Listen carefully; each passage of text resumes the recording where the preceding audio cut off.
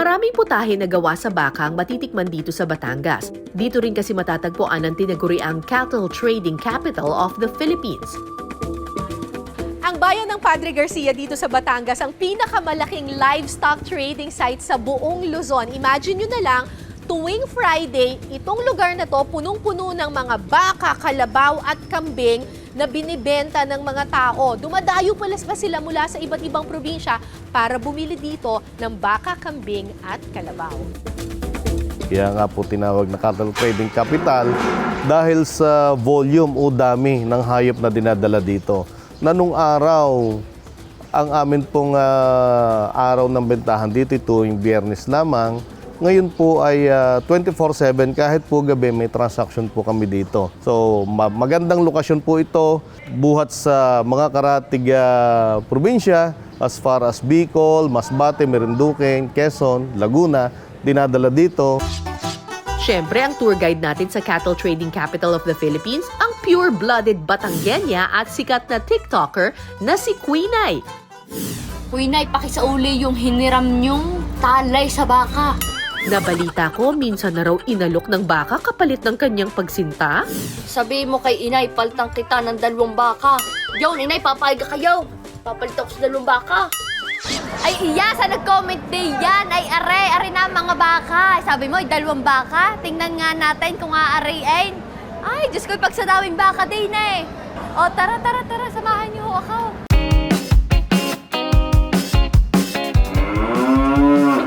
Kakaunti pa ganyan, pag sa daming iyan eh. Ikaw, mahal naman na. Baka gusto.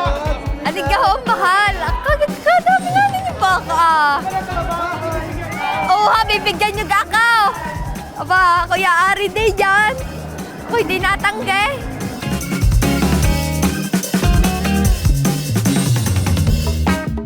Ay, iyan, tayo ay magtatanong-tanong na din ay kung magkano baga nga ang halaga ng mga bakang aray na nasa sa likod natin. Ano, ay sa mga nagbibigay din sa akin ng baka.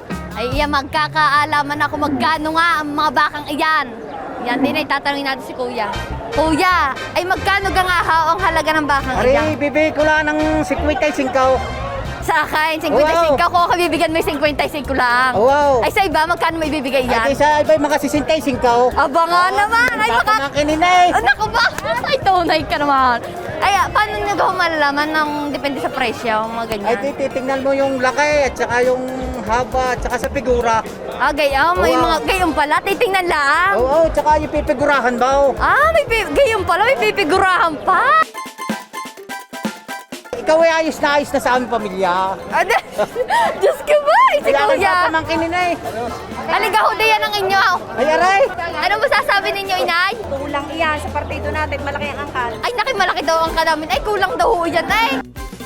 Sa Batangas daw kasi nakaugalian na ang engranding kasalan.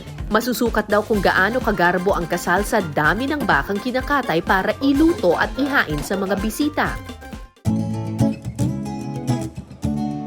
Ako naman may tatanong sa inyo, ano naman hong tips ang may bibigay nyo sa mga gustong bumili? Ano hong dapat nakita? Ano hong dapat Makikinis ang balat. Makikinis ang balat? Ganitong tayo malalaki.